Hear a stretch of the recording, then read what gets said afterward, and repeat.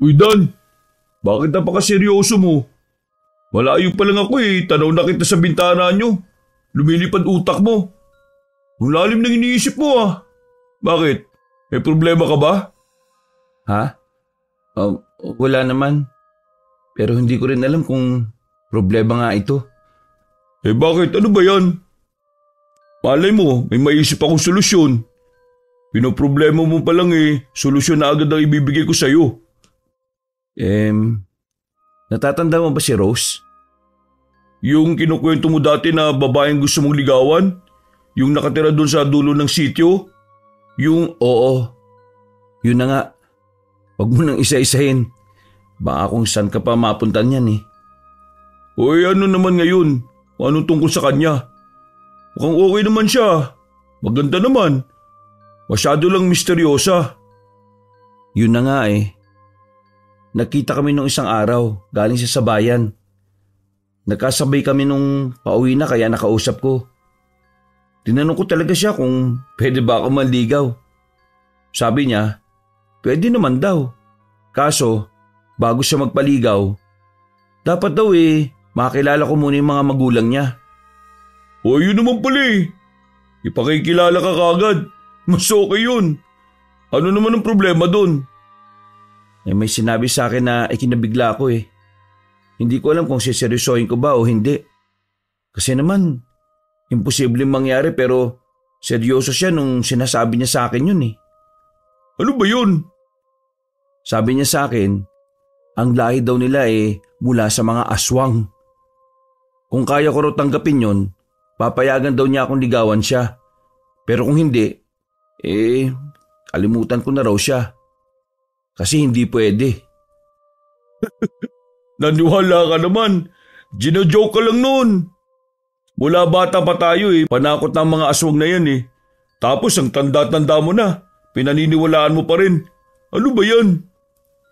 Sabi kasi ng lolo ko, totoo mga aswang.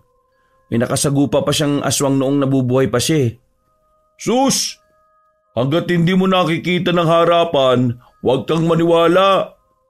Kailan ka ba pinapupunta? Sasama ako para makita ko rin yung sinasabi niyang lahi sila ng mga aswang. Sigurado ka sasama ka? Oo naman. Baka masarap ulam nila dun Mukha ka talagang pagkain. Baka si Carlos sasama din. Sakto, pupunta daw siya dito Kaya ako nagpunta dito kasi may sasabihin daw siya. Bakit? May problema na naman siya? Ewan ko dun. Ang tagal nga dumating nang malaman natin kung anong problema niya. Ayun na pala Nag-aangas na namang magpatakbo ng motor ang loko. May pagbusina pa na akala mo nagpapasikat. Carlos! Dalian mo! May gala pa tayo! May gala tayo? Saan tayo pupunta? Di ba kay Rose sabi mo? Ay, di pa nga ako nakakapag-decide Huwag ka na mag-decide. Doon din naman pupunta Sayang ang dinuguan at puto Baka may mga kakanin din dun. Saka yung aswang sila, di makakatikim tayo ng karne ng tao. Limited offer lang yun. Ay, buti kung patikimin ka lang Paano kung ikaw yung gawing pagkain? Di yun. Hitsura kong to. Kapag nakita nila ako, mawawalan na agad sila ng gana Baka sabihin nila, pakawalan na yan. Yung isa na lang ang tirahin, mas masarap yun. Sinong isa? Yung bagong dating. Sira ulo ka talaga. Uy, mukhang nagmi-meeting na kayo Mahaba na ba yung napag-usapan? Hindi pa naman. Ano bang sasabihin mo?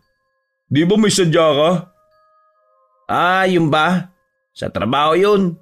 Kailangan ko lang ng taong may interview para dun sa dyaryo namin. Sakto si Rose, di ba Dan? Bakit napasok si Rose dyan? Di ba aswang sila? Pa-interview mo kay Carlos nang malaman natin ang katotohanan kung talagang mga aswang sila. Sira ulo ka talaga. Kapag totoong aswang sila, di na tayo makakauwi ng bahay Tsak na panlaman na tayo ng tiyan nila. Ano? Aswang si Rose? Ayos! Sakto yan! Ang sabi ng boss ko, ang kailangan kong ma-interview, taong may lihim sa kanyang pagkatao. Kailan ba pwedeng kausapin si Rose? Baka pumayag nga. Tumigil kayong dalawa ah. Hindi magandang naiisip niyong yan. Maghanap na lang kayo ng iba, Carlos. Pero astig yun eh. Mag-i-interview ako ng aswang. Wala pang nakakagawa nun. Basta, yun ang gusto ko. Kailan ba makikipagkita kay Rose? Iniimbitahan siya sa bahay nila eh. Talaga? Aba, ayos na ayos. Sasama ako. Naku po. Hindi na nakaangal si Don dahil sadyang mapilit ang mga kaibigan niya. Nang makipagkita uli siya kay Rose, sinabi niya sa dalaga na may kasama siyang dalawang kaibigan. Pagpunta sa bahay nito. Pumayag naman ang dalaga at nagbigay na ng araw kung kailan sila pupunta. Araw ng Huwebes ang sinabi ni Rose kay Don. Sinabi rin nitong kakatagpuin sila sa dulo ng baryo, sa pagsangang daan. 3:00 na ng hapon nang dumating ang magkaibigan sa tagpuan. Ilang minuto na silang naghihintay pero wala pa rin si Rose. Sigurado ka ba pre? Na dito ang lugar na sinabi ni Rose sa'yo? Oo, sigurado ako. Hindi kaya nang-good time lang siya? O baka naman hinihintay niyang sumapit ang gabi dahil sa gabi sila malakas. Tapos sasalakayin nila tayo. Sandali nga. Nagdala ba kayo ng panlaban sa aswang? Bilin ni Rose, wag daw magdala. Baka mamaya may nagdala sa inyo ha. Kaya hindi tayo sinisipot dito. Wala akong dala no. Tsaka di ako naniniwala na aswang sila eh. Nananakot lang yun. Sinusubo ko lang niya Dan. Kung hanggang saan ang tapang mo. Oo, alam ko. Baka naman ikaw, Carlos, nagdala ka ng asin o bawang ha? Wala! Di ako nagdala. Sayang ang chance na ma-interview ko sila kung itataboy ko, di ba? Di, hintayin na lang natin, baka parating na yon. Iniisip ko, paano kaya ang entrada nila? Dapat nagdala ako ng camera eh. Para saan? Kasi kung aswang nga sila, di maganda ang entrada ng mga yan. Baka dumating sila na nasaan yung aswang. O kaya may kakaibang pagbati, di ba? Sayang din yung ganap. Hindi ko makukunan. Ay nako, puro kakalukuhan. Kung aswang nga sila, hindi magpapakitang gilas.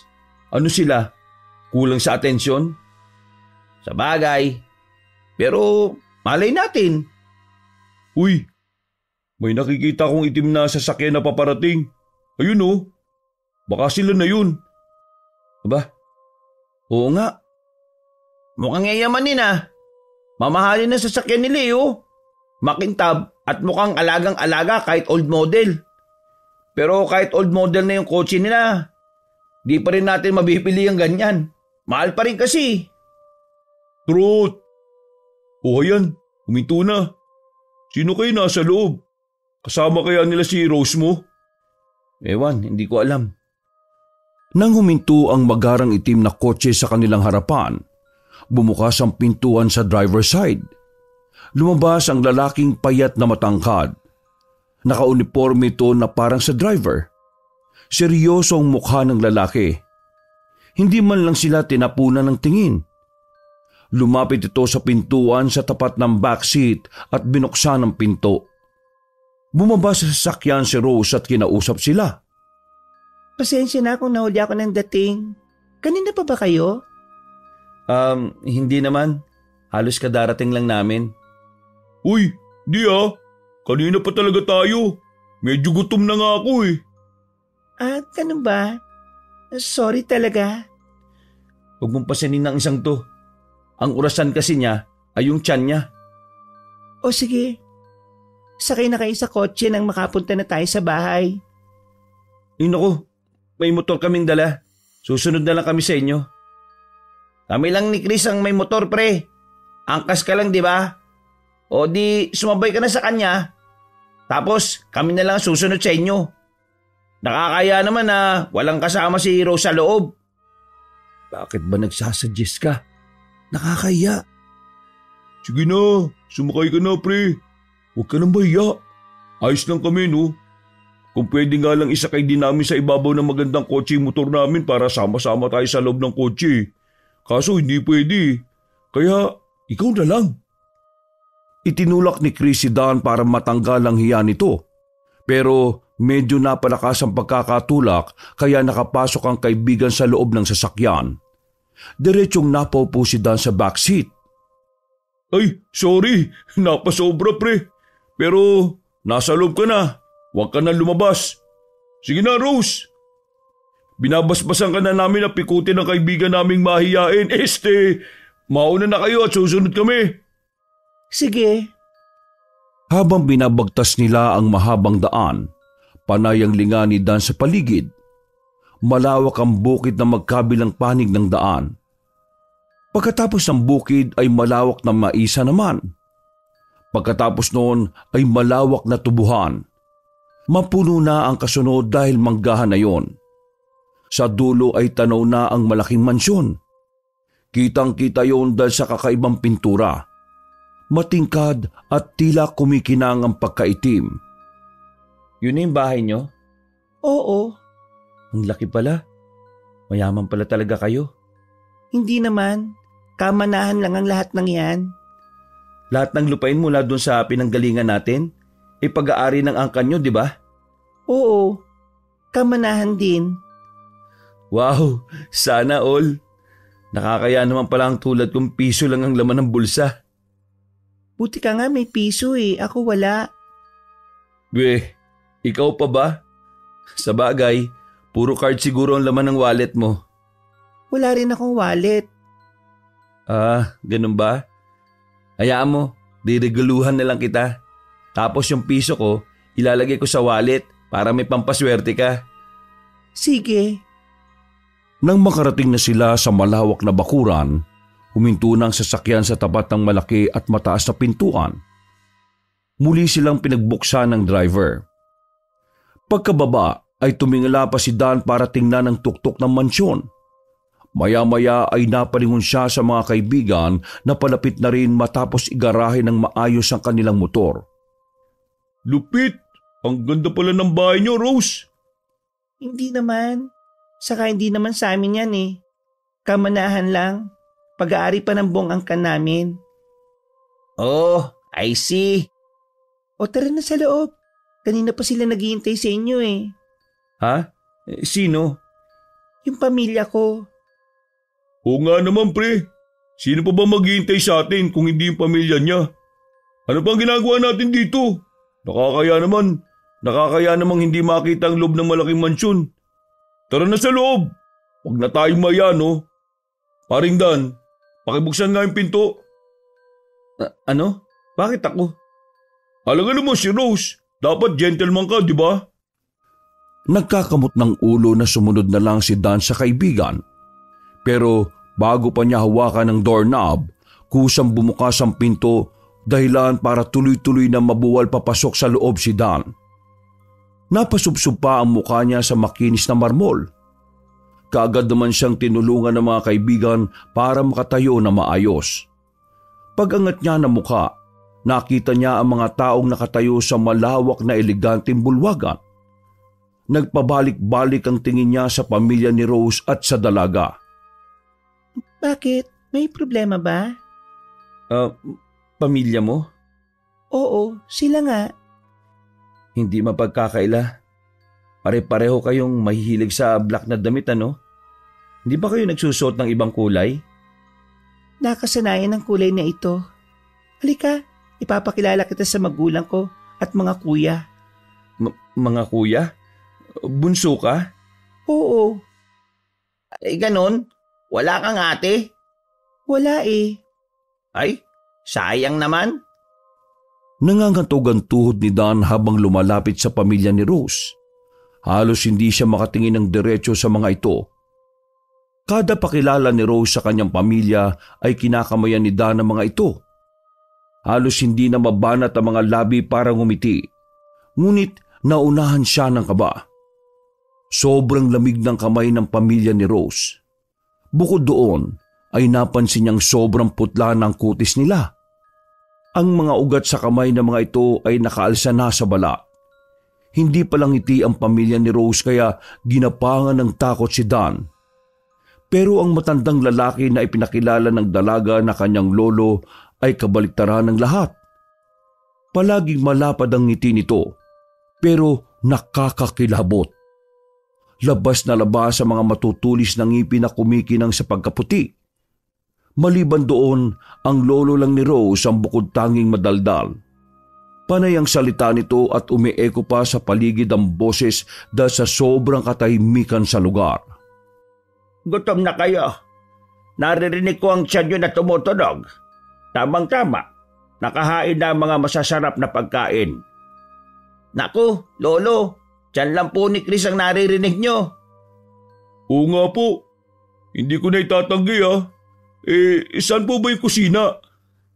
Halina kayo. Dito ang daan. Huwag kayong lalayo sa akin at baka kayo maligaw. Masyadong malawak ang bahay namin at napakaraming pinto. Dito, sumunod kayo sa akin. Halina kayong lahat. Sa kusina na tayo magkwentuhan. Pre, ang weird nila. Shh! Alam ko, sumakay ka na lang. Pagkalapit nila sa isang pinto, kumatok ang matanda ng 2 beses. Naghintay sila ng ilang segundo pero hindi bumukas ang pinto. Bakit hindi bumukas? Kulang po ng isang katok mo, Lo. Ganon ba? Mukhang nakalimutan ko na yatang magbilang ha. Ay sige, dadagdagan pa natin ng isa. Ang hirap talaga kapag halos 200 taong ka nang nabubuhay sa mundo. Sumusuko ang ilang ugat ko sa utak. 100 years na po kayo, Lo. Amazing! Ano po sikreto nyo? Kumain ka lang ng sariwa, bata. Ay, hindi nga ako abot ng 200 years. Niluluto ko po kasi ang pagkain bago kainin eh. Pagkapasok nila sa kusina, nanlaki ang mga mata nila nang makita ang mahabang lamesa na punong-puno ng mga pagkain. 5 litsyong baboy na ang nakahain na nagpatulo sa laway ni Chris. Wow! Dami naman pong handa. Nakakayang hindi ubusin. Sino po may birthday? Pasensya na po hindi kami na-inform eh. Hindi kami nakapagdala ng regalo. Pero nakapagdala ako ng plastic. Pwede po bang mag-sharon bago umuwi? Ay walang problema. Para sa inyo ang mga pagkain na yan. Halina't kumain na tayong lahat habang nagkukwentuhan. Sabay-sabay na naupo ang pamilya ni Rose na parabang nagbibilang ng mga hakbang at bawal magkamali sa kanilang kilos. Si Chris naman ay naunang maupo sa isang upuan at nagsimula ng kumain. Sumunod naman si Carlos habang si Dan ay hinatak pa ni Rose. Habang kumakain ng lahat, halos hindi makasubo ng pagkain si Dan.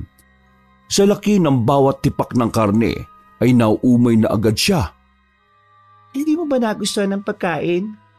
Ha? Hindi naman sa ganon. Ang dami kasi. Parang nabusog ako bigla. Ganun ba? Gusto mo magtsaa o kaya kape? Ayun, kape na lang pala. Salamat ha. Nagulat si Dan nang biglang may nag-abot ng tasa na may umuusok pang kape na nagmula sa kanyang likuran. Nang lingunin niya ito, ay nakita niyang isang lalaki na serbidor. Salamat Brad. Ayos dito May instant coffee. As in instant talaga. Rose, hindi masyadong mahilig kumain ng pamilya mo, no? Napakadami kasing inihain eh. Hindi naman masyadong pinaghandaan. Nakakaya tuloy. Normal lang ganito dito sa bahay. Naka-diet pa yan nga sila eh. Ha? Naka-diet pa yan? Oo, kasi may bisita. Wow, ayos Habang abala ang lahat sa pagkain, panakanakang nagtatanong ang pamilya ni Rose kay Dan tungkol sa buhay niya. Magalang niyang sinasagot ang mga ito. Giliw na giliw ang pamilya ni Rose sa kanilang magkakaibigan, lalo na kay Chris. Nagustuhan nila ito dahil mataba ang pangangatawan. Hindi raw napabayaan sa pagkain. Matapos kumain, dinala sila sa isang silid na private living room. Doon nagkaroon ng bonding si Dan kay Rose. Habang ang dalawang kaibigan naman ay nawili ng kausapin ng lolo ng dalaga dahil sa kakwelahan nito. Nang mapatingin si Dan sa labas ng bintana, saka pa lang niya napansin na madilim na. Naku, gabi na pala. Masyado kong napasarap sa kwentuhan. Kailangan na kaming umuwi. Nga, di ko rin napansin na gabi na. O sige, ihatid ko na kayo. Ay, wag na. May motor naman eh. Saka gabi na. Hindi ka na dapat naglalabas ng bahay kapag ganitong oras. Hanapin ko lang yung dalawang kolokoy para ayain ng umuwi.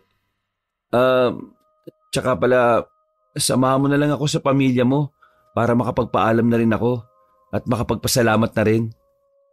Sige, tara na.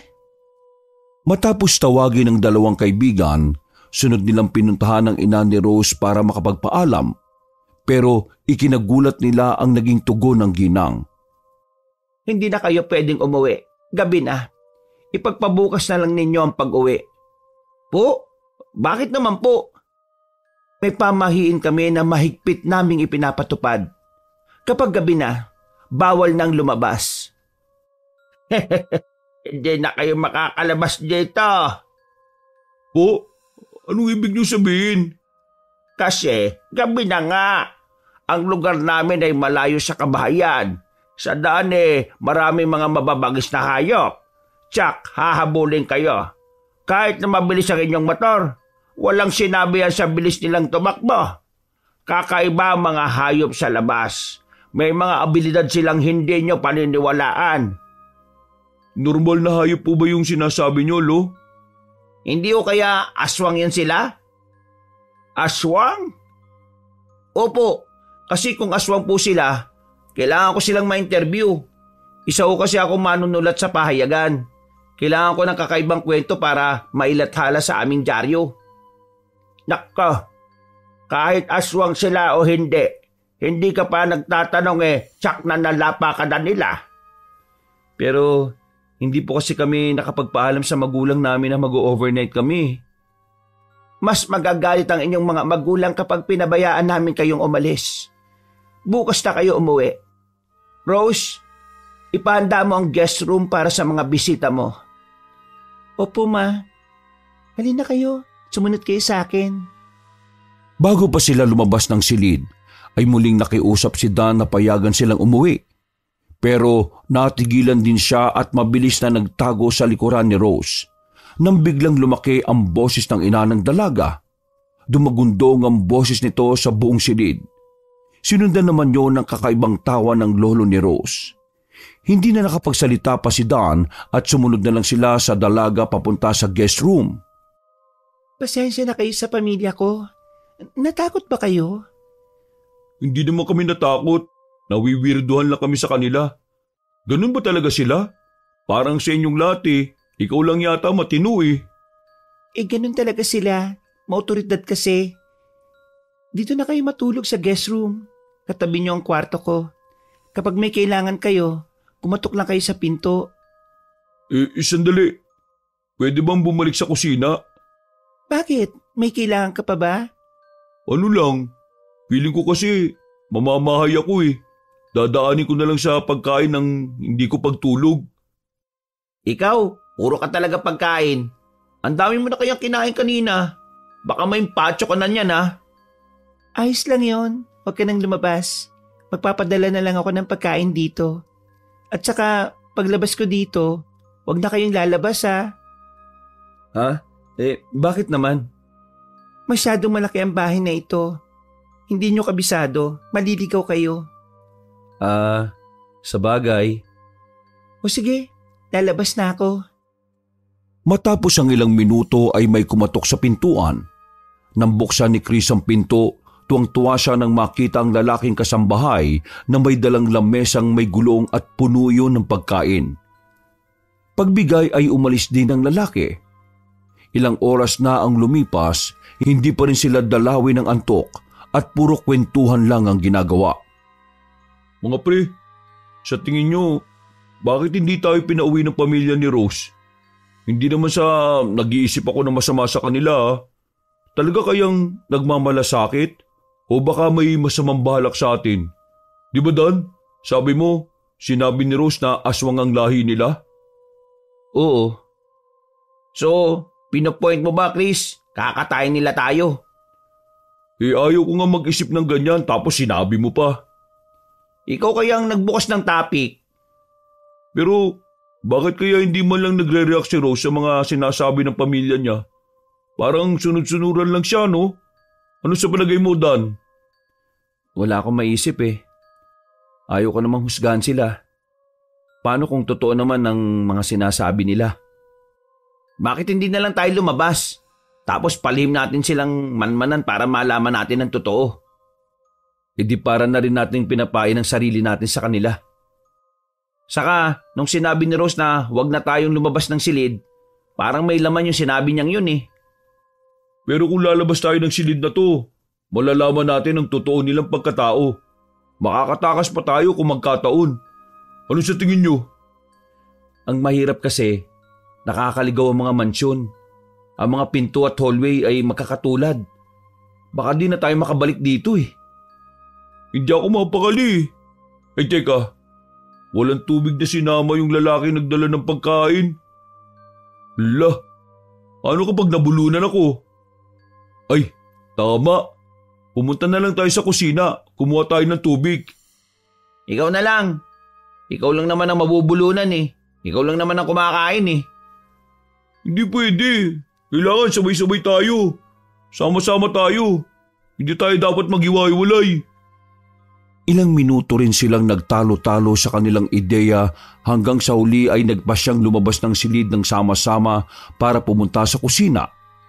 Pero dahil nakakaligaw ang mansyon, hindi na nila alam kung aling pinto ang para sa kusina. Kanina pa tayo naglalakad. Nauuhaw na talaga ako. Itong pinto na to, buksan na lang natin, oh. Baka mamaya hindi yan ang kusina. Dapat kasi, kinatok na lang natin si Rosie. Hindi man ito kusina, at least malaman natin kung anong kwarto to. Dadaan-daanin ko na lang ang pagbubukas para hindi tayo makabulaaw. Sabi ko sa iyo, hindi yan kusina. Bakit madilim? Huwag kayong maingay. May ilaw at may tao sa loob. May narinig ako nag-uusap-usap eh. O tara, silipin natin. Scoop din ito. Baka mamaya may ginagawa na silang kababalagan. Mga pre, tingnan nyo oh. Gising na gising sila. Sino sila? Mga kasambahay? Ang dami naman. Saka anong ginagawa nila? Mukhang slaughterhouse to ah. Tingnan nyo, dami mga pangkatay na kasangkapan. Anong kinakatay nila? Baka tao. Di ba aswang sila? Tara, tingnan na lang natin para makasiguro tayo. Pinasok nila ang loob ng malawak na silid at palihim na nagmanman sa mga naroon. Nakita nila sa gitna na may malaking kalan na ginagamitan ng kahoy na panggatong. Sinalangan niyo ng malaking kaldero pagkatapos ay pinuno ng tubig. Nakita rin nila sa bandang kaliwa ang mahabang lamesa at isa-isang inilagay doon ng mga matatalim na ginagamit na pangkatay ng hayop. Kinakabahan ako ah. Hindi kaya iluluto na nila tayo? Sana nga hindi. Sana nga hayop lang yung kakatayin nila. Pero bakit naman sila magkakatay ng hayop? Napakarami pa nang natira doon sa kusina ah. Ang daming pang pagkain. Tapos, magkakatay na naman sila. Nagtatapon ba sila ng pagkain? Kung aswang nga sila, bakit malasa mga pagkain nila? Bakit? Natikman ba ninyo lahat? Ako hindi. Nasarapan na kasi ako sa kaldereta at lechon. Ang sarap ng sauce ng lechon. Ikaw, Chris? Paano ko matitikman ng lahat? Di ko naman abot yung ibang pagkain. Haba ng lamesa eh. Napansin ko kasi, hindi nila kinakain ng mga putaheng kinain yung dalawa. Iba yung putaheng kinakain nila. Parang mga karning nilaga lang. Tara, umalis na tayo dito. Mama, hanapin na natin ang kusina. Nandun ang mga sagot sa tanong natin. Anong sagot? Kapag wala silang bawang, asin at kalamansi sa kusina, ibig sabihin, mga aswang nga talaga sila. Kailangan pa ba natin pumunta sa kusina? Hanapin na lang natin ang main door at umalis na tayo. Palabas pa lang sila ng silid Nang matigilan sila dahil nakarinig ng malakas na ingay, nang lingunin nila ang mga ito, naghahanda na ang 3 lalaki sa pagkatay. Itinataga nila sa malaki at makapal na sangkalan ang matatalim na itak. Maya-maya ay nakita nilang may ipinapasok na tao mula sa kabilang pinto, papunta sa labas ng mansyon. Walang malay ang lalaking ipinasok at pinagtutulungang ipatong sa ibabaw ng lamesa. Nagtutulakan na ang makakaibigan nang makita ang kaganapang yon. Dali-dali silang lumabas at malakas pang naisara ang pinto. Natigilan sila ng ilang segundo pagkatapos ay saka kumaripa sila ng takbo. Nang bagya ng makalayo ay napahinto silang humihingal. Umalis na tayo rito. Hanapin natin ang main door, bilis. Saan ba banda yun? Leche naman oh. Bakit ba nila naisipan na magpagawa ng ganito kalaking bahay? Hindi ba sila naliligaw dito? Habang hinahanap nila ang pintuan palabas ng mansyon, nakarinig sila ng kakaibang ingay. Tunog yun ng malaking lubid na pinapaikot sa ere. Dahil sa pag-akala nilang may gustong sumilo sa kanila, panay ang tingin nila sa paligid, hanggang sa makita nila ang isang kakaibang nilalang na noon pa lang nila nakita. Nakikita niyo ba yung nakikita ko? Oo, hindi kami mga bulag, no? Anong klaseng nilalang yan? Bakit ulong lumulutang sa ere? No, hindi lang yan basta ulo lang. Nakakabit sa lieg niya ang mahabang bituka. Mukhang yun ang ginagamit niya sa paglipad. Panay ang galaw ng bituka at doon nagmumula ang naririnig nating ingay. Sino naman yan? Kamag-anak kaya nila? Malamang, umalis na tayo bago pa nila tayo makita. Wala, huli na. Nakatingin na siya sa atin. Anong gagawin natin ngayon? Ano pa? Di tumakbo! Tahimik silang tumakbo para hindi mabulaho ang ibang natutulog. Naisip nilang kapag nagising ang iba, mas marami pa silang kakaharaping aswang. Kahit anong bilis nila sa pagtakbo, mas mabilis pa rin ang halimaw dahil naabutan sila nito. Pilit silang sinisilo ng mahabang bituka pero kaagad naman nila itong naiilagan. Mabagal tumakbo si Chris dahil sa katabaan ng katawan. Mabilis siyang hingalin kaya palagi siyang naiiwan. Maya-maya ay napasigaw na siya. Nang lingunin ng dalawang kaibigan ay nakita nilang nakapulupot na sa katawan ni Chris ang bituka ng manananggal na wogwog. Kaagad na nagagilap si Dan ng pwedeng gawing panlaban sa aswang. Wala siyang ibang makita kundi ang babasaging banga na nakadisplay sa gilid. Malaki ang banga kaya kailangan niyang basagin para magkapira-piraso. Pagkatapos ay sinabihan niya si Carlos na kumuha rin ng piraso ng basag na banga at inutusan niyang putulin ang bituka ng wugwog. Pinagtulungan nilang putulin ito pero masyadong makunat. Kusang lumuluwag ang bituka sa pagkakapulupot sa katawan ni Chris. At sa pagkaakalang tatakas na ang halimaw ay sinubukan na uli nilang tumakbo pero bigla silang sinalakay ng wugbog. Ginamit ng aswang ang bituka niya para hagupitin sila. Parang latigo ito sa tibay. Kada lumalapat sa katawan nila ay napapasigaw sila sa sakit. Parang asido rin ang likido ng bituka ng wugbog na kapag nadikit sa kanilang balat ay kaagad na nagpapaltos.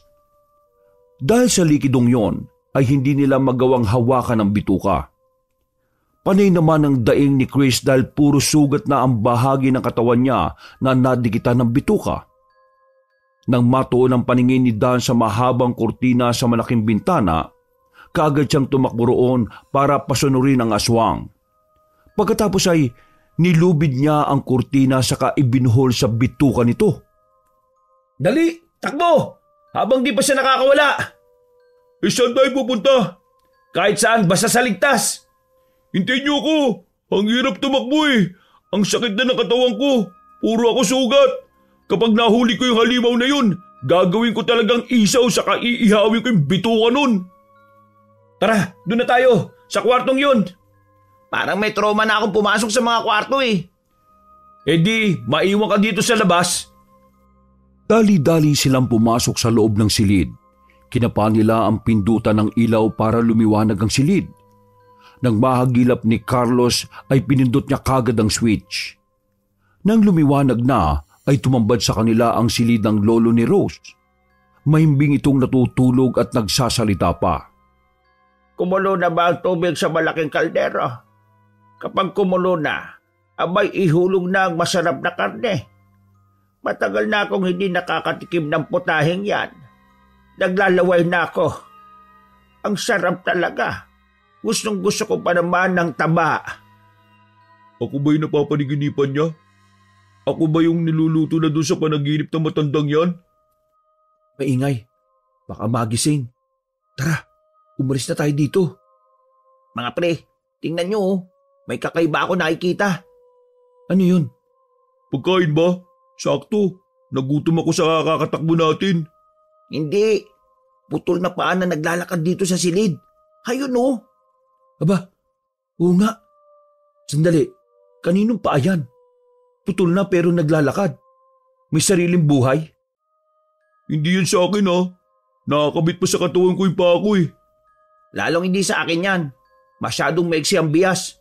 Sa'yo ba yan, Dan? Sira ulo ka ba? Kailan pa humiwalay ang paa ko sa katawan ko? Saka, paano natin gagawin yun? Ganon. Sa matandang paa yan, Chris. Lapitan mo yung matanda at tingnan mo kung putol yung paa niya. Bakit ako? Ikaw nakaisip, hindi ikaw gumawa. Ganito, sabay-sabay na lang nating tingnan. Dahan-dahan nilang nilapitan ang matanda.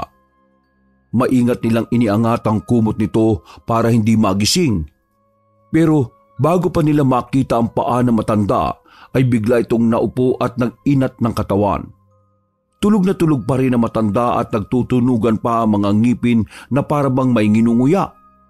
Pero sa sobrang gulat nila sa ginawa nito ay napasigaw silang tatlo. Nahatak nila ang kumot nito at naitapon sa sahig. Napatingin si Chris sa ibabang bahagi ng katawan ng matanda at lalo siyang napasigaw nang hindi niya makita ang paa nito. Lalo pa silang nabigla nang lumapit sa kanila ang putol na paang naglalakad sa silid ng matandang lalaki. Sa sobrang takot nila ay nagtalunan sila sa ibabaw ng kama at siniksik ang lolo ni Rose. Ay, anong ginagawa niyo sa kwarto ko? Bakit kayo nandito? Inahabol kami ng aswang. Inaabol din kami ng putol na paa na may sariling buhay. Ano bang pinagsasasabi niya? Yung paa mo, lolo, nagkalat. Ayun oh.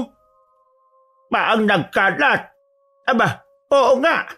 Abay, bakit napunta dyan ang paa ko? Saka bakit gumagalaw mag-isa? Di ba dapat kami ang magtatanong yan sa inyo?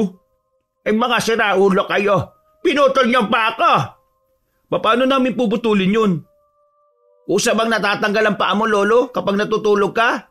Siraulo, ano ko manananggal? Hindi ba? Kung hindi, anong klaseng aswang ka? Sandali, kaninong paa ba yan? Sa akin ba yan? Ay, salamat. Nandito na ang paa ko. Hindi naman pala humiwalay. Buo pa ang katawan ko, oh. Kung hindi po sa inyo yun, kaninong paa yun? Oo nga, kanino yan? At saka, bakit gumagalaw mag-isa? Ha? Putol na ba ah? Putol na ba ah? Matapos sumigaw na matanda ay nahimatay ito. Takang-taka naman ang magkaibigan. Sinampal-sampal pa nila ang pisngi na matanda para magising ito. Ayaw magising. Namatay na yata ang lolo ni Rose. Yari! Bigwasan nyo kaya na matindi para magising. Huli natin yung paa. Ha? Bakit? Anong balak mo sa paa? Gagawin mong bulalo? Para hindi na makita ng katawan niya. Dalian nyo. Kunin niyo yung kumot at ibalot natin. Mukhang sa bintana yung dumaan. Kasi nakabukas dun eh. Hindi kaya parte yan ng katawan ng ulo at bituka kanina? Oo nga no. Matapos nilang ibalot sa kumot ang pares ng paa, ginising uli nila ang matanda.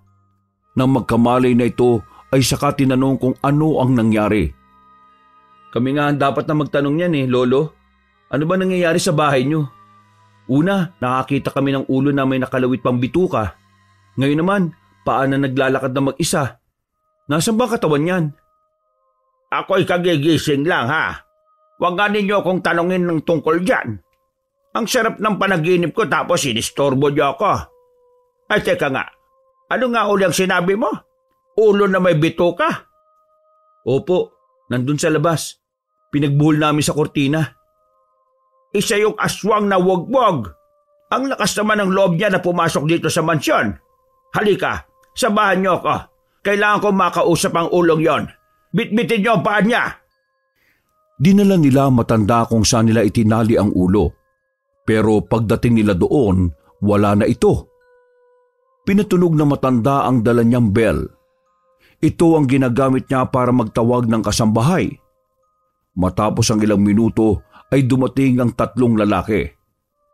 Napasok tayo ng wagbog. Nakita niyo ba ulo niya? Kailangan kong makausap ang aswang na yon. Dali! Dali niyo ako sa kanya! Pagkasabi noon ay sinamahan sila ng mga lalaki sa lugar kung saan naroon ang aswang. Hindi na nagtaka ang magkakaibigan nang mapuntahan uli nila ang silid kung saan nagsasalang ng malaking kaldero. Pagdating doon, ay 5 malalaking kaldero na ang nakasalang sa 5 malalaking kalan. May mga baboy na ring walang buhay sa ibabaw ng lamesa. Nasaan ang wagbog? Ayun lo, nasa ibabaw ng mesa. Anong balak nilang gawin sa ulo na yun? Kakainin nila. Oh, kumakain ng aswang ang mga kasambahay ninyong lalaki? Mga aswang kami lahat dito, no? Sabi nga po ni Rose. Kung ganon, talaga pong mga aswang kayo.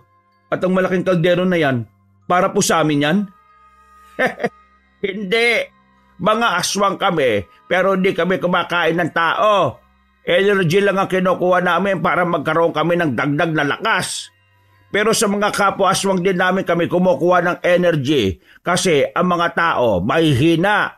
Hindi sapat ang energy nila. Kapag nakuha na ang energy ng aswang, pinapakawalan na namin para makapag-ipon uli ng bagong energy. Pero madalas ang iba hindi na kinakaya kaya namamatay sila. Ibig sabihin safe pala kami. Mabuti naman kung ganon. Ibig niyo palang sabihin sa hindi kami pwedeng umuwi ng gabi dahil sa mga aswang na pwede kaming tambangan sa daan? Hindi talaga yun mga mababangis na hayop? Ganon na nga. Sandali. Patay na ba yung wugbog na yan? Ay, hindi pa. Humihinga pa naman. Hanapin niyo ang katawan niya. Sa malamang nandito lang sa paligid ng mansyon. Pagkasabi noon ay nagpulasan ng ilang mga kasambahay para hanapin ang katawan ng wugbog. Maya-maya naman ay nakarinig sila ng pagaspas ng pakpak mula sa labas. Kasunod nito ang biglang pagkabasag ng malaking bintanang salamin. Pumasok doon ng isang aswang na manananggal pero kulang lang sa katawan nito ay ang paa hanggang tuhod. Sino yan? Tingnan mo yung katawan niya, pre. Wala siyang paa. Baka siya ang may-ari ng paa na nakita natin. Baka sinusundo na niya. Nasaan na ba yun? Di ba dala niyo kanina yung paglabas natin sa kwarto ni Lolo? Doon lang nilapag. Ayun nakawala na sa pagkakabalot sa kumot. Teka. Hindi yan ang paa niya. Iba na ang suot na sapatos. Kulay blue na. Red yung kanina, di ba? Baka ayun. May isa pang paa doon na naglalakad. Parang naliligaw Sandali, may dumarating pang paa Padami sila ng padami. Putya, puro paa na yan Wala na katawan nila. Nilulusot tayo ng mga paa. Siguraduhin lang ninyo na hindi magtatanggal ang sapatos yan Bakit? Anong connect? Baka mamaya kamatay pa natin yung amoy ng mga paa nila. Malay mo may alipunga. Hala, palusog na. Naninipa pa yung lintik I-shoot natin lahat sa kaldero ang mga paa na yan. Saka natin gawing bulalo. Nagtulong-tulong sila para labanan ng mga putol na paa. Malilikot ang mga ito na parabang may sariling mata dahil alam nila kung saan pupunta.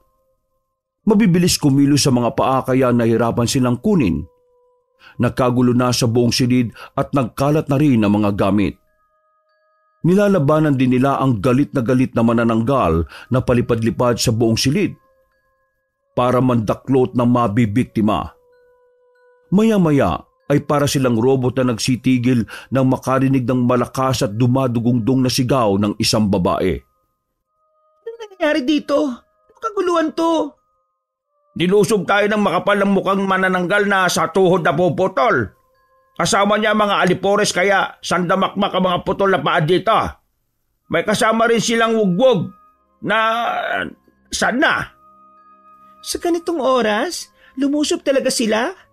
Mukhang naamoy nila ang mga bisita ah. Patayin ang mga manananggal na yan. Isama na rin ang wugwog. Wow, rayot ito sa kalagitnaan ng gabi. Magtago na kaya tayo. Mukhang kaya na nila yan eh.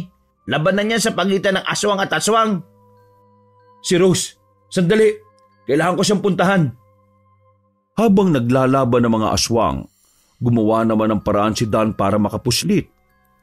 Nang makalabas siya sa silid na yon, ay kaagad niyang hinanap ang silid ni Rose. Nakasunod naman sa kanya ang dalawang kaibigan na humihingal pa sa pagtakbo. Lahat ng makita nilang pinto ay binubuksan nila para lang mahanap ang kwarto ng dalaga. Hanggang sa masumpungan na rin nila ito. Mahimbing nang natutulog si Rose nang pasukin nila ang silid. Pagkalapit sa kama ay kaagad ginising ni Dan ang dalaga. Nang dumilat si Rose ay bigla na lang itong nagsisigaw habang may itinuturo sa likuran nila. Sabay-sabay na napasigaw ang magkakaibigan. Nagsali-saliwa sila ng takbo dahil sa pagkataranta nang makita ang wugbog na nakalutang sa hangin. Umagalaw ang bitukan nito na naghahanda sa pag-atake. Nang biglang humampas ang bitukan ng wugbog, mabilis silang umiwas kaya sa pader ito tumama. Nagsiksikan sila sa sulok ng silid. Pati si Rose ay nakisiksik na rin sa kanila dahil sa takot. Maya-maya ay humaba ang dila ng aswang at tila latigo na humahagupit sa kanila. Nagtapang-tapangan naman si Dan. Mabilis niyang hinawakan ang dila ng aswang at saka ipinulupot sa kanyang kamao. Pagkatapos ay hinatak niya ng mabilis at pinagbabalibag ang pugot na ulo sa sementadong dingding ng silid. Nang bumagsak ang wugbog sa sahig ng marmol ay saka sila nag-uunahang lumabas ng kwarto. Pagkalabas nila ay sumalubong naman sa kanila ang pares ng kamay na putol hanggang siko. Nakalutang ito sa hangin at nakaamba na manakal. Saktong dumapo ang kamay na yon sa lieg ni Chris. Ano na naman to? Bakit ako na lang palagi ang diado dito? Ako ba talaga sinakal mo? Lagi ka kasi nakaharang sa kanila eh. Alisin mo na yung kamay na yan. Kailangan na nating umalis dito. Hindi ko nga matanggal. Ang higpit ng pagkakasakal niya sa akin eh. Tulungan mo kaya ako. Hindi yung nakatayo ka lang dyan. Pinagtulungan nilang alisin ang kamay sa leeg ni Chris, pero hindi nila magawa. Kaya naisipan na lang ng binata na kagatin ang kamay. Bigla itong bumitaw at muling lumutang sa ere. Mabilis na kinuha ni Dan ang isang banga na nakadisplay sa gilid at saka iniabang sa patakas na kamay kaya natrap ito doon. Isinarado uli ni Dan ang banga para hindi makaalis ang kamay. Sabay-sabay silang napalingon sa likuran dahil narinig nila ang tunog lubid na bitukan ng wugbog. Nakita nilang palapit na uli sa kanila ang aswang kaya mabilis silang tumakbo. Pagtingin nila sa unahan, nakita nilang tumatakbo rin ang mga kasambahay palapit sa kanila. Takot na takot ang mga ito sa kung anong humahabol sa kanila. Ano ba nangyayari? Anong kaguluhan to? Sinasalakay tayo ng mga aswang. Ang daming nagkalat na mga putol ng mga katawan. Saan ba tayo pwede magtago? Hindi pwede magtago. Kailangan lumaban. Paano natin lalabanan ng mga yan? Paano ba sila matatalo? Asin? Kalamansi? Bawang? Meron ba kayo dito nun? Wala kaming ganun. Yari na. Katapusan na natin. Kung wala kayong ganun, bakit malasa mga pagkain nyo? Wala kasi. Naubos na. Hindi naman kami nag-iimbak nun eh. Bumili lang kami kasi para sa pagkain nyo. Kami kasi isa rin ang walang lasa. E di mano-mano na lang ang laban na ito. Bahala na. Basta kailangan nating lumaban. Kumuha tayo ng kahit na anong pwedeng gawing armas. Kanya-kanya silang kumuha ng mga display sa paligid at iniambayon sa mga aswang na papalapit. Maya-maya ay nakalapit na sa kanila ang mga kasambahay. Puno ng sugat ang mga katawan nila. Ang iba sa kanila ay sinasakal pa ng mga putol na kamay. Akala ko ba mga manananggal sa bewang lang nahahati? Bakit sila? Buong katawan nila kaya nilang paghiwa-hiwalayin. Mga dalubhasa silang manananggal. Mga ordinaryong manananggal lang ang nahati sa bewang. Kapag naging dalubhasa na sila, kahit anong parte ng katawan nila ay kaya nilang ihiwalay. Kaya pala. Hindi na tayo mahirapang magpa-chop-chop kapag lulutuin sila. Isasalang na lang sa kawali. Kakainin mo ba yung mga yan? Aba, kapag walang makain, bakit hindi? Karni din yan, no? Sira ulo ka talaga. Kanya-kanya na naman sila ng pakikipaglaban nang magdatingan na ang putol na bahagi ng katawan ng mga aswang. Binuksan nila ang mga bangang malalaki at doon inilagay ang mga nahuhuli nilang paa at kamay. Ang iba ay ibinalot nila sa mga kinalas na kurtina. Nang wala nang matira, nakarinig naman sila ng kakaibang ingay. Tunog yun ng wugwog at mga pagaspas ng pakpak ng mga manananggal. Kanya-kanya na sila nang hanap ng matataguan. Kung saan-saan sila nagsipagsuksok para lang itago ang sarili. Nakasilip si Dan sa bintanang basag na ang salamin dahil doon nang gagaling ang mga ingay na naririnig. Maya-maya ay isa-isang nagpapasukan ng mga manananggal at wugwog. Palinga-linga sa loob ng mansyon na parabang hinahanap ang parte ng katawan nila. Bago pa maghiwa-hiwalay ng direksyon ng mga aswang, napabaling ng tingin ng lahat sa isang direksyon. Nakita nila ang mga parating na taong nakapilang naglalakad. Nakasuot ang mga ito ng itim na sutanang may pantaklob sa ulo. Nagtaasa ng balahibo ni Dan dahil sa kilabot ng mga nasasaksihan. Ano yan, Rose? Kulto? May aswang na? May kulto pa? Ano bang nangyayari dito? Pamilya ko yan. Ha? Bakit sila nakasuot ng ganyan? Magsasagawa sila ng ritual para labanan ng mga aswang. Ganyan sila kapag nilulusob kami rito. Palagi na lang kasi kami nilulusob Bakit nga ba? Galit sila sa angka namin kasi inuubos daw namin sila. Tuwing kabilugan ng buwan, lumulusob sila. Ay, oo nga. Bilog nga pala ang buwan ngayon. Bakit ngayon pa kami pumunta pala dito? Pasensya na. Hindi ko rin naalala na kabilugan ng buwan ngayon. Nasaksihan niyo pa ang lahat ng ito. Ay, hindi. Ayos lang naman, no? Hindi naman nakakatakot. Medyo lang. Ibinaling ni Dan ang paningin sa pamilya ni Rose. Huminto na sila sa paglalakad at nakatayo ng matitikas. Kinakantsawan sila ng mga manananggal dahil sa kanilang itsura. Palipad-lipad ang mga manananggal at patuloy sa pangaasar. Ang mga wugwog naman ay palinga-linga sa paligid na parang naghahanap ng mabibiktima. Nagsimula ng magalit ang mga aswang nang marinig nila ang sabay-sabay na orasyon ng pamilya ni Rose. Napuno ang buong mansyon ng iba't ibang ingay. Ang sabay-sabay na pag-uurasyon, ang pag-atungal ng mga manananggal at pagaspas ng kanilang pakpak. Ang ingay na tunog ng bituka ng mga wugbog at ang mga nagwawalang parte ng katawan ng mga manananggal na nasa loob ng banga. Napapatakip na lang ng tenga ang magkakaibigan dahil habang tumatagal ay nabibingi sila sa ingay.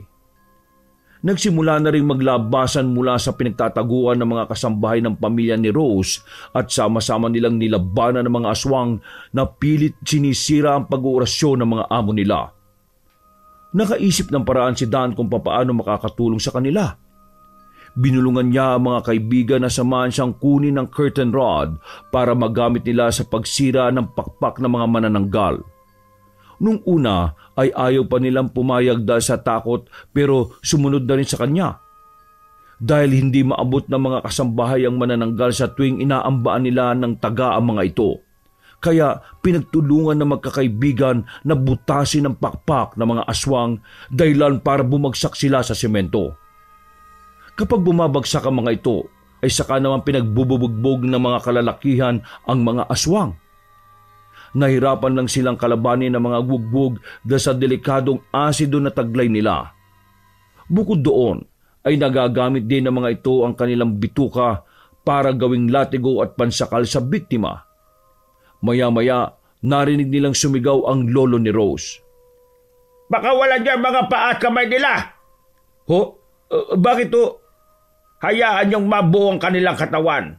Sa oras na mabuo ang katawan nila, magsisimula na silang maghina. Malakas kasi sila na nakahiwalay ang ibang parte ng katawan nila. Pero sa oras na magdikit-dikit uli ang mga ito, magiging normal na tao na lang sila. Ganun ba yun? Dapat sinabi niyo po kanina pa para sana hindi na kami nag-aksaya ng oras na itago sa banga yung mga yun. Gawin na lang natin. Sundin na lang natin siya. Huwag na tayong umangal. Mas alam nilang dapat gawin, no? Tara, sumunod na tayo. No choice naman tayo eh. Pinagtulungan nilang pakawala ng mga ikinulong nilang mga paa at kamay. Dali-dali ang mga ito sa pag-alsa sa mga banga at kurtinang pinagtaguan. Parang naaligaga ang mga bahaging yon ng katawan sa paghahanap sa katawan nila. Pero ang manananggal naman ay panay iwas sa mga kaputol nilang paa at kamay. Hindi na nila makontrol ang pagkilos sa mga ito dahil sa orasyon na ginagawa ng pamilya ni Rose. Sa kakaiwas sa mga aswang, nagkabanggaan na sila dahilan para hindi nila maiwasan na magdikit ng mga kamay at paa nila. Ang mga wugwug naman ay nagsitakas na. Dumaan sila sa sirang mga bintana. Kitang-kita ni Dan ang mga manananggal na nanghihina matapos magdikit sa kanila ang kanilang paa at kamay. Kanya-kanya sila ng atungal dahil nahihirapan na. Ang mga pakpak nila ay unti-unting tumiklop at lumiit hanggang sa bumalik sa loob ng katawan nila. Patuloy sa pag-usal ng orasyon ng pamilya ni Rose. Maya-maya ay nagsitatingan na rin ang lahat ng kasambahay at tumayo sila palibot sa mga aswang. Kinulong nila ang mga ito. Anong nangyari? Anong ginawa nila? Humihigop sila ng energy. Ang weird. Kaya nilang ibalik ang parte ng mga katawan ng mga aswang sa katawan nila? Tapos kapag buo na, sa kanila higupin ng energy? Hindi ba pwedeng higupin habang hiwa-hiwalay pa yung katawan ng mga manananggal? Kaya naman, kaso mahirapan ng mga manananggal na ibalik ang katawan nila. Kasi wala na silang lakas. Mamamatay sila. Ano naman kung mamatay sila? Aswang naman yung mga yan, di ba? Ang paghigop ng energy nila ay parusa lang. Hindi naman kami pumapatay ng aswang eh. Okay. Pasensya na. Nang matapos ang pamilya ni Rose sa paghigop sa energy ng mga aswang, hinayaan na nilang magsialisa ang mga ito sa mansyon. Hinanghina ang mga aswang habang naglalakad sila palabas. Para silang mga zombie kung maglakad. Ang iba ay humahapay pa na parabang kaunting ihip ng hangin ay mabubuwal na. Nakahinga sila ng maluwag nang makaalis na ang mga aswang sa mansyon. Kanya-kanyang kuha na ng gamit ang mga kasambahay para linisin ang mga nasirang gamit at parte ng mansyon. Maya-maya ay inaya na sila ni Rose sa kusina para makapagkape dahil mahigit 1 oras na lang ay sisikat na ang araw. Habang nagkakape sila, ay nagsimula na namang mag-usisa si Carlos sa dalaga. Rose, di ba may lahing aswang pa rin kayo? Ibig sabihin, pwede kayo manghawa? Hindi. Hindi pa naman ako aswang. Sila lang. Ang alam ko, meron talaga sa lahi namin na ipinapanganak na sadyang mahina ang pangangatawan. Kaya inoorasyon na nila yon para maging aswang. Para mabuhay. Pero kapag malakas at malusog na ang bata, hindi nila ginagawang aswang. Ang ibig sabihin, meron pa rin hindi aswang sa angkan ninyo bukod sa'yo? Nasa na sila? Kasi puro aswang na ang nakikita namin eh. Ikaw lang ang hindi. Wala na sila. Itinakwil nila ang angkan namin at nagpakalayo-layo. Kaya lumalawak ang lupain namin kasi naiwan na sa amin. Nagpasukli na lang sila. Ganun pala. Masyado palang complicated ang buhay mo. Tama. Komplikado nga ang buhay ng apo ko. Ngayong alam mo na ang lahat ng tungkol sa kanya. Itutuloy mo pa ba ang panliligaw? Po? Kailangan naming makuha ang sagot mo. Ngayon pa lang, bago kayo umuwi. Dapat malinaw na sa atin ang lahat. Ayaw namin na paasahin lang at sakta ng nag-iisang dalaga sa angkan namin. Nanlaki ang mata ni Dan at hindi siya kaagad nakasagot dahil nakapaligid na sa kanila ang buong angkan ni Rose. Masasama ang tingin ng mga ito sa kanya. pailalim na at may halong pagbabanta. Maya-maya ay sumigaw na si Rose dahil sa inis. Sinabihan niya ang kanyang pamilya na pabayaang magpasya si Dan nang hindi napipilitan.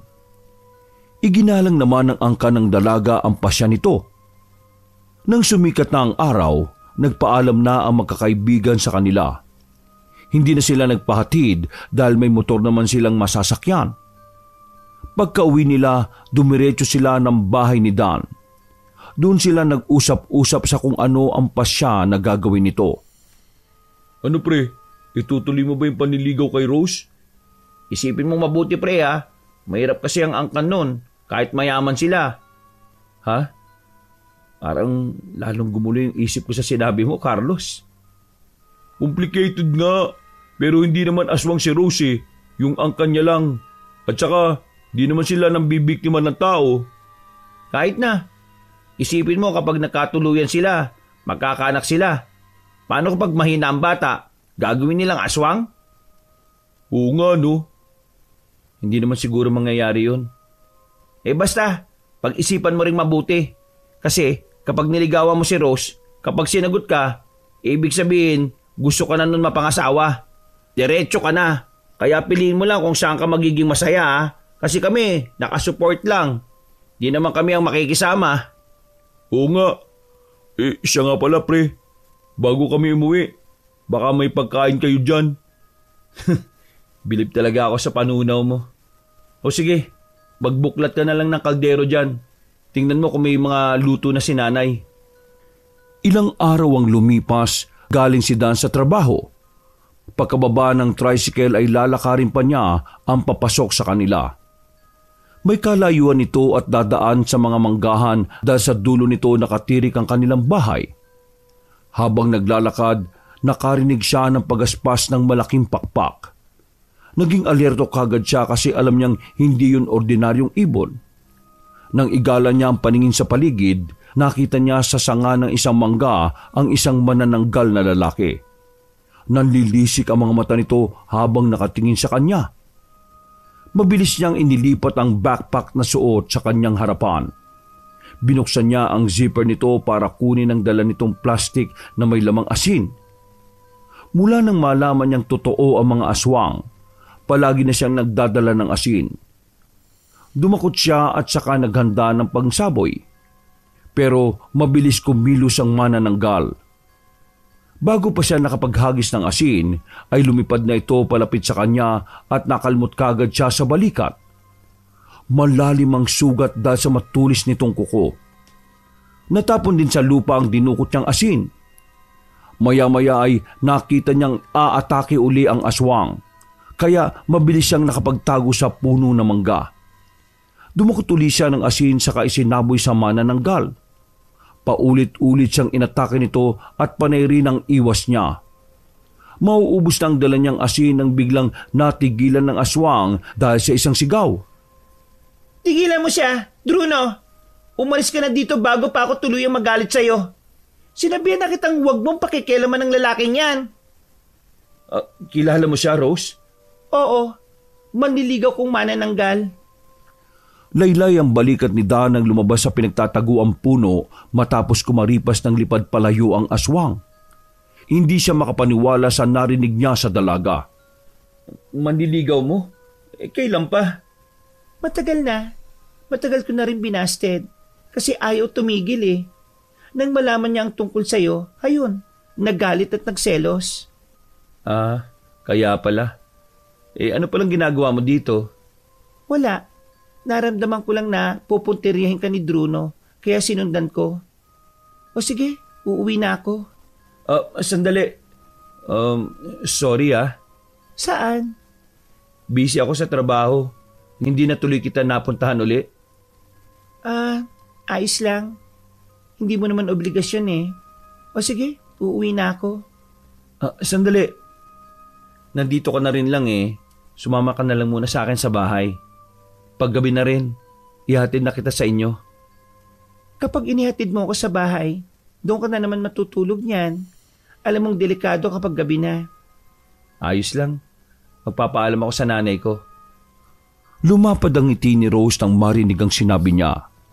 Mabilis nitong inangkla ang braso sa braso ni Dan. Pagkatapos ay sabay na silang pumunta sa bahay ng binata. Dinatdan nila doon ang dalawang kaibigan na ilang oras na rin palang nakatambay dahil hinihintay siya. Nang malaman ni Chris na ihahatid niya si Rose sa kanila, napasigaw sa tuwa ang kaibigan dahil naisip niyang makakakain uli siya ng maraming masasarap na pagkain. Dahil doon ay sama-sama uli silang pumunta sa mansyon. Walang handa ng pagkain nang dumating sila dahil hindi naman inaasahan ang kanilang pagpunta. Kaya nalungkot si Chris. Pero dali-daling nagpaluto si Lolo Andoy sa kusinero. Nang sila ay naghahapunan, masaya silang nagkukwentuhan hanggang sa nakarinig sila ng kakaibang ingay sa labas ng mansyon. May kung sinong pinagbababato. Ang sementadong dingding ng mansyon. May kung sinong pinagbababato ang sementadong dingding ng mansyon.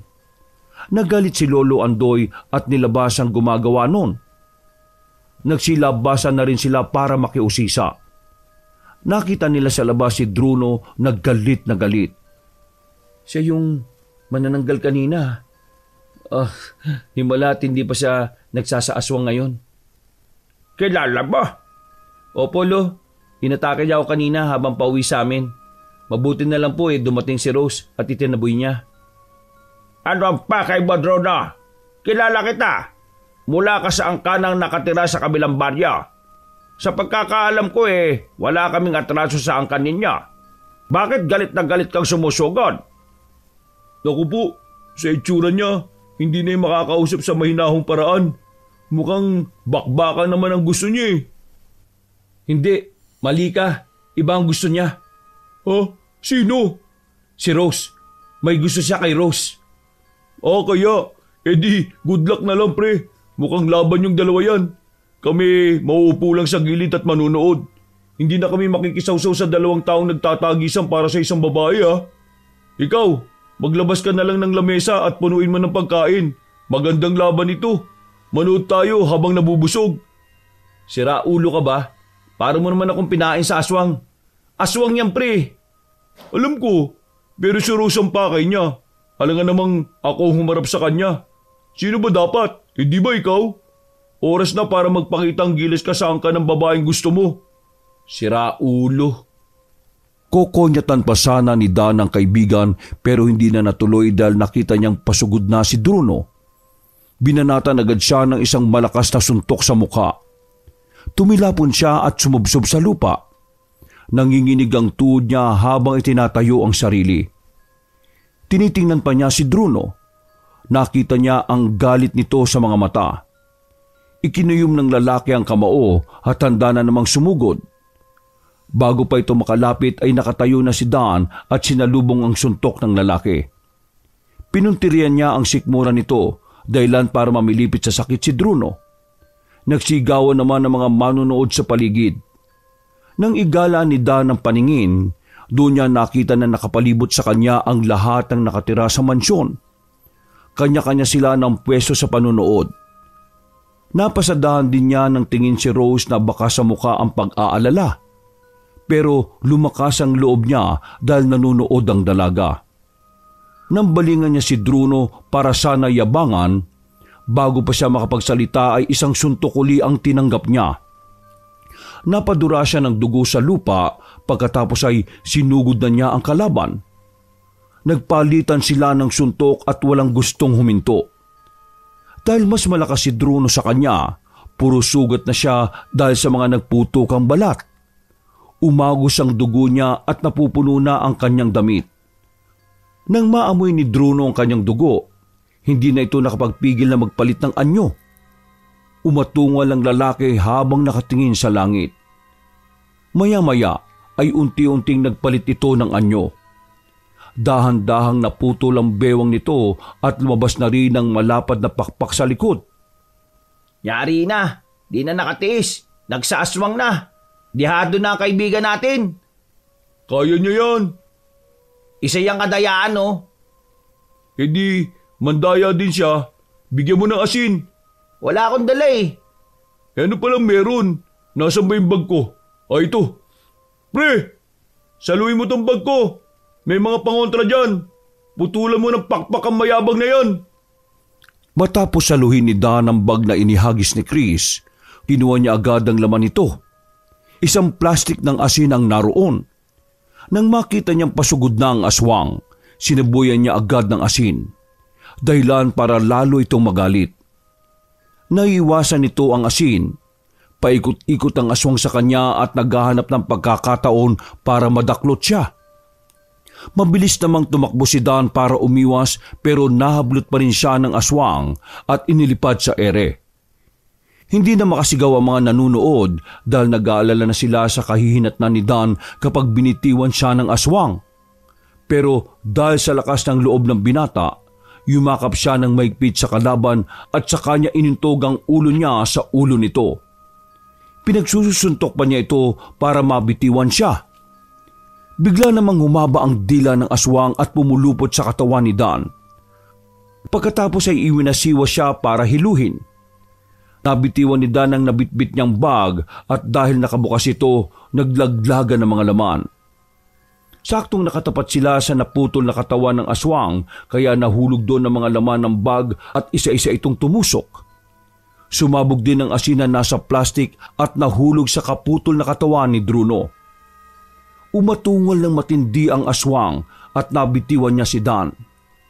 Nagtakbuhan naman sina Chris at Carlos para saluhin siya. Pagkabagsak niya sa lupa ay mabilis siyang tumayo at saka tiningala ang aswang. Lumilipad itong tila wala sa sarili. Panay ang atungal at sinasabunutan pa ang sariling buhok. Yan, kasi kinalaban mo pa ako. Alam mong hindi ka rin mananalo sa taong nagmamahal eh. Hindi mo makukuha si Rose, no? Kasi mamahalin ko pa siya. Dapat tinanggap mo na lang yung pagkatalo mo eh, nung binasted ka, para di ka na umabot dyan. Huh? May ganun? Teka, anong nangyari sa mga nanonood? Bakit sila nagbuwalan sa lupa? Sa itsura nila, mukhang nabuwal sila sa kilig dahil sa sinabi ni Dan. Tingnan mo, mga naghahampasan sa tuwa. Ang weird nila, no? Para yun lang? Dan, pre, mahal mo na ba si Rose? Ha? Bakit ka naman nagtatanong ng ganyan? Sagutin mo na lang. Oo, mahal ko na nga. Ilakas mo pa. Sira ulo ka ba? Dali na. Oo na, mahal ko siya, paulit-ulit. Matapos isigaw uli yun ni Dan, ay nabuwal uli sa lupa ang mga nasa paligid. Naghahampasan pa sa lupa sa kilig ang mga ito. Nawirduhan din sila nang makita ang inasta nila. Hinagilap niya ng tingin si Rose at nakita niyang namumula sa hiya ang dalaga. Napakaganda ng ngiti nito at pagkatapos ay umiwas na ng tingin. Napabalik ang atensyon niya kay Bruno na isa-isang nalalagas ang bawat parte ng katawan. Hanggang sa tuluyang bumagsak sa tabi ng kaputol na katawan. Matapos ang ilang minutong paghihirap, ay tuluyan ng binawian ng buhay ang manananggal. Matapos ang pangyayaring yon ay formal nang nagpaalam si Dan sa pamilya ni Rose para payagan siyang manligaw sa dalaga. Dahil sa gusto rin naman ni Rose kaya pumayag ang mga ito. Bago sila umalis, binigyan si Dan ni Lolo Andoy ng isang latigo. Lo, para saan po ito?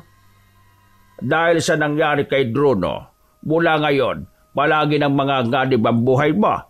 Hindi ka na namin maililigtas palagi. Mas mainam na dala mo yan para kung sakaling salakayin ka ng pamilya ni Bruno, may panlabang ka. Pinasok mo na ang buhay na mapanganib. Mortal na kaaway ka na rin ng mga aswang. Kaya kailangan mo matutunan na ipagtanggol ang sarili mo. Sige po, Lo. Maraming salamat po. Lo, siya nga po pala. Paano po kami? Mahusay naman kayong gumamit ng asin, hindi ba? Heto ang pera. Bumili na lang kayo ng maraming asin. Ala, unfair naman yun. Hindi na sila umangal dahil baka kung ano pa ang sunod na ibigay na matanda. Mahigit 1 linggo ang nakalipas, inaya uli ni Dan ang mga kaibigan para dumalaw kay Rose. Pero dahil maraming kailangang gawin ng dalawa, ay hindi na siya sinamahan. Pumuntang mag-isa si Dan sakay ng motor na ipinahiram sa kanya ni Carlos. nasa kalagitnaan pa lang siya ng daan ay tinambangan na siya ng mga aswang. Mabilis niyang inihinto ang motor. Bago pa siya tuluyang sumemplang, kaagad niyang kinuha sa dalambagang latigo na ibinigay sa kanya ni Lolo Andoy. Ubod lakas niyang pinagagupit ang mga manananggal na humaharang sa daraanan niya. Pinuntirian niya ang pakpak ng mga ito para hindi na makalipad, pero mabibilis kumilos sa mga aswang. Halos hindi na niya masundan ang paglipad nila dahil sa bilis ng kilos. Napapasigaw na lang siya sa daing kapag nararamdaman niyang bumabaon sa kanyang katawan ang mga matutulis na kuko ng mga aswang. Lalong nainis si Dan kaya hinawakan niya ng mahigpit ang latigo. Pumikit siya para hindi makita ang mga aswang. Pinakiramdaman niya lang ang mga ito. Kapag naririnig niya ang pagaspas ng kanilang pakpak na nasa malapit na, ay sa kanya lang sila hinahagupit ng latigo. Nagtagumpay siya sa ganoong estilo ng pakikipaglaban. Maya-maya ay wala na siyang naririnig ng mga pakpak na pumapagaspas. Nang dumilat siya, tumambad sa kanyang paningin ang mga aswang na namimilipit sa sakit. Nakahandusay mga ito sa daan. Habang abala ang mga ito sa pagkukondisyon ng katawan, mabilis na sumakay si Dan sa motor at saka pinatakbo ito ng mabilis. Ilang minuto lang ay nakita niya mula sa side mirror na humahabol na ang mga manananggal. Kinuha niya ang asin sa bag at saka isinaboy sa hangin para salubungin ito ng mga aswang. Tuluyan na niyang naiwan ng mga halimaw. Pagkarating sa mansyon, ay alalang-alala si Rose nang makita ang kaawa-awa niyang itsura.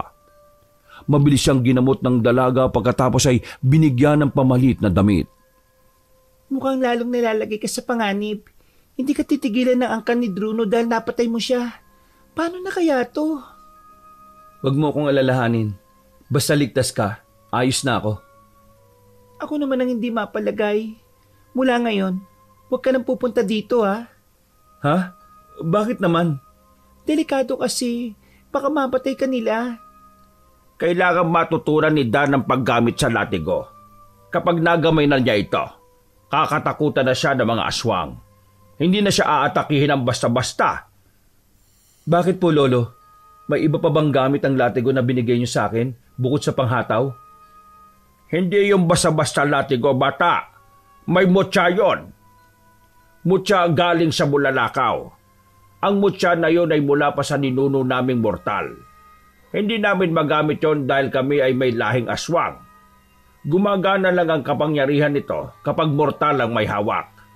Hindi ko naman pwedeng ibigay sa apo ko dahil prinsesa namin yan. Dapat ang prinsesa pinagsisilbihan lang. Kaya naisip kong ibigay sa iyo dahil ikaw na ang magtatanggol sa apo ko mula ngayon, hindi ba? Opo, Lo. Pero ano po ba ang gamit ng mutya ng Bulalakaw? Kapag kinilala kang amo ng mutya, lalabas na ang kapangyarihan nito. Hindi ko nga lang alam kung ano, kasi hindi ko naman nasaksihan yon. Ikaw na lang ang bahalang tumuklas. Lolo, ano ba naman yan? Masyadong pabitin. Ano ba ang magagawa ko? Alaga namang magsinungaling ako. Mas mainam ng si Dan ang tumuklas ng lahat. Kaya dapat magsanay siya para mapaamo niya ang mutya. Paano po ba sasanayin ng latigo? Kapag may libreng oras ka, pumunta ka dito at sasanayin kita. Sige po, Lo. Dahil sa sinabi ng matanda, tuwing walang pasok si Dan sa trabaho, ay palagi siya nagpupunta sa mansyon para magsanay hanggang sa magamay na niya ang tamang paggamit ng latigo. Naging magaan na sa kanya ang latigo kaya hindi na siya nangangawit sa tuwing ginagamit itong panghataw. Isang gabi, pauwi na siya sa kanila mula sa mansyon dahil katatapos lang niyang magsanay. Inaasahan na niya ang pagharang sa kanya ng mga aswang. Sa tuwing nagpupunta siya sa mansyon ay palagi niyang inaasahang tatambangan siya hanggang saan nangyari na nga. Nice! Gusto ko yan. Masusubukan ko na ang kapangyarihan ng latigo ni Lolo Andoy. Hali kayo! Huwag kayo matakot sa akin! Lapit ang mga asungot! Lalong nanggalaiti sa galit ang mga aswang dahil niyabangan niya ang mga ito. Pagkahugot niya sa latigo mula sa bag ay iwinasiwas pa niya sa hangin. Lumilikha ng ingay ang latigo sa tuwing tumatama sa hangin. Ang tunog na yon ay nagpapabingi sa mga aswang. Kaya lalo silang naggalit kay Dan. Sabay-sabay silang sumugod mula sa iba't ibang direksyon. Gumuhit ang malapad ng ngiti ni Dan dahil inaasahan niya ang estilo na yon mula sa mga kalaban. Mas madali. Walang kahirap-hirap ang ginagawa niyong atake. Hindi man lang yata ako pagpapawisan yan eh. Sandali ha. Uunatin ko muna ang aking mga buto para makondisyon naman ako. Matapos siyang patunugin ng mga buto, ay iwinasiwas na niya ang latigo sa bawat aswang na papalapit. Kitang-kita niya sa bawat lapat ng latigo sa katawan ng mga aswang ay nagliliyab ito. Nag-iiwan ng malalalim na sugat ang latigo.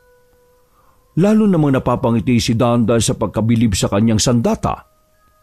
Dahil sa tuwa, sinugod na niya ang mga aswang na nasa anyong tao pa lang ng mga sandaling yon. Magaan ang kanyang katawan at lalo pang lumiksi dahil sa ilang linggong pag-iinsayo. Bawat malapitan niyang kalaban ay kaagad niyang hinahagupit. Depende sa lakas ng kanyang paghagupit ang pinsala sa mga ito. Kapag masyadong malakas ang kanyang paghataw, napuputol ang bahagi ng katawan ng aswang na tinatamaan. Sa galit ng mga ito, ay nagsipagpalit na sila ng anyo. Sa harap ni Dan ay nahati ang katawan nila at tinubuan ng pakpak. Nagtakbuhan naman ang ibabang parte ng katawan ng mga aswang para magtago habang ang itaas na bahagi ay lumilipad-lipad sa ere. Maya-maya ay sabay-sabay silang umatake. Lalong ginanahan si Dan. Sa bawat hagupit niya sa mga kalaban ay umaatungal sila sa sakit. Gulat na gulat pa siya dahil kapag malayo ang aswang ay humahaba ang latigo para lang maabot ang kalaban. Sa tuwing lumalapat ang sandata sa katawan ng mga manananggal ay para itong nagbabagang uling na nagkakapira-piraso at nagtatalsikan. Tumilikha pa ng apoy kapag natatapat sa pakpak dahilan para masunog ito. Tuwang-tuwa siya sa pakikipaglaban habang ang mga aswang naman ay binabalot na ng takot. Dahil marami sa kanila ang napinsala, isa-isa na silang umaatras. Hindi na hinabol ni Dan ang mga kalaban. Pinabayaan na niya silang magsialisan. Tama yan. Umatras na lang kayo kung mahal niyo pa ang mga buhay niyo. Hindi ko kasi kayo aatrasan. Kaya kayo na lang ang umatras. Mula ngayon, matakot na kayo sa akin ha. Ako ang magiging kilabot ng mga aswang. Nakikita niyo ang latigong ito? Wala kayong binatbat dito. Muli siyang sumakay sa motor at habang pinapandar ito, ay panay ang wasiwas niya ng latigo sa hangin. Sa gitna ng dilim ay nagliliwanag ang latigo na parang nagbabagang bulalakaw. Kada hampas niya ay may nagtatalsikan pang baga sa paligid. Napapasigaw pa si Dan dahil sa katuwaan. Kinabukasan, ikinuwento niya sa mga kaibigan ang nangyari pero humagalpak lang ng tawa ang mga ito. Pinaglaruan pa nila ang latigo at dahil wala namang nangyayari ay lalo siyang tinawanan ng mga kaibigan. Lumipas ang ilang araw. Inaya niya sina Chris at Carlos na pumunta uli sa mansyon para haranahin si Rose. Yun yan. Seryoso ka pre? Harana? Oo. Bakit? Old style pre. Harana yung gumagamit ng gitara tapos kakanta? Ay hindi. Yung harana na nagsasayaw sa kawayan ang gusto ko. Bakit ba kasi naisipan mo mangharana? Nabanggit kasi ni Rose na gusto niyang maranasan yun. Tagal mo nang nanliligaw, di ka pa rin sinasagot niyan? Dami mo nang hirap ah. Hindi naman kasi yun easy to get eh. Ano na? Sasamahan niyo ba ako? Marunong naman kayo maggitara, di ba? Pero pare-pareho tayong hindi marunong kumanta. Yun ang problema. Tumula ka na lang kaya. Kailangan ba marunong kumanta kapag nanghaharana? Oo, kasi kung hindi, ihanda mo ang sarili mo mabasted. Pinagtawanan siyang lalo ng mga kaibigan dahil sa kanyang naisip. Pero dahil mapilit siya, ay suportado pa rin ng dalawa ang mga plano niya. Itinuloy nila ang paghaharana. Sa tapat ng mansyon, nagsimula ng patugtugin ng dalawang kanilang gitara. Pero simula lang ang ginawa nila. Sa tuwing papasok na si Dan para kumanta, ay babalik uli sa intro ang pagpapatugtog ng dalawa. Huy, ano ba yan? Bakit puro intro? Seryoso ka na bang kakanta? Requested nga kasi. Alam ba ni Rose na wala kang talent sa pagkanta? Hindi, pero sinabi ko naman sa kanya. Oh, ayun na. Naglalabasan na sila. Bilis na, tugtog na kasi. Seryoso na. Nagsimula na uli ang dalawa sa pagtugtog. Saka naman naramdaman ni Dan ang malakas na kabog ng kanyang dibdib. Nanginginig ang boses niyang sintonado habang kumakanta. Maya-maya ay napatingala sina Chris at Carlos sa langit dahil nakakarinig na sila ng kulog. Kumukulog na. Nagagalit na ang langit. Itutuloy pa ba natin to? Nakakaya na mga pre. Hayaan mo siya. Siya naman ang kumakanta eh. Hindi naman tayo. Basta tumugtog ka na lang. Mukhang uulan pa yata eh. Natural lang na umulan, no? Ikaw kaya makarinig ng palaka na nagdadasal. Paniguradong pagbibigyan ka. Ngayon, gets ko na kung bakit sa tuwing kumakanta ang mga palaka, wish granted kagad. Para huminto na sila sa pagkanta? Kasi masakit sa tenga? Nakakuha mo, pre. Kaya sana, maawa na si Rose. Patigilan na niya itong kaibigan natin na to. Maya-maya ay lumapit na si Rose sa kanila at pinahinto na nga si Dan sa pagkanta. Napasigaw sa tuwa sina Chris at Carlos. Ayos! Wish granted na ang palaka. Rose, ano nga punan nyo? Hi Chris, pinaluto ko na yung paborito mo. Yun! Ano pa ang ginagawa natin dito? Abay dumiretso na tayo sa kusina. Ang mga niluto nila, nakakayang hindi ubusin. Tara na, bago pa umulan. Nagsipasok na ang lahat malibang kina Dan at Rose. Nag-usap muna sila bago sumunod sa iba.